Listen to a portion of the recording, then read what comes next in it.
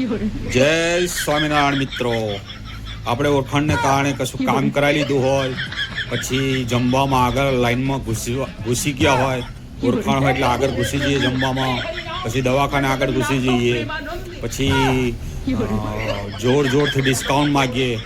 આ બધું શું ને છે ને એ તારા એટલા ભગવાનના કેમેરા ને એમાં તમારું રેકોર્ડ થઈ જાય. એટલે પછી આપણી જોડે કેવું થાય કે કોઈ વાર એવું થાય કે સારું સહેજ માટે બસ ચૂકી ગયો, મારો નંબર આવ્યો ને સાલી બારી બંધ થઈ જઈ, તમે આવવાના હતા એ મને ખબર હતો, તમારી જોડે ના આવત. એવા બધા બનાવ બને.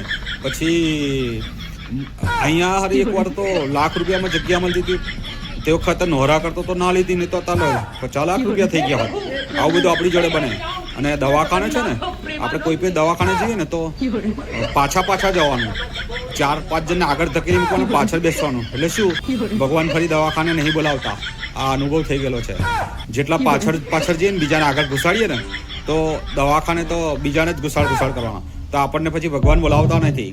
આવું બધું આપણી જોડે થવાનું કારણ છે ને આ જ છે કે ઘૂસ મારવાની આદતને કારણે. અને ડિસ્કાઉન્ટ છે ને જોરથી નહીં બોલવાનું, ડિસ્કાઉન્ટ આપજો એવું ધીરેથી બોલવાનું, કેમેરામાં રેકોર્ડ ના થઈ જવું જોઈએ, નહીં તો ભગવાન તો વપરાય નાખે બધું. જય સ્વામિનારાયણ.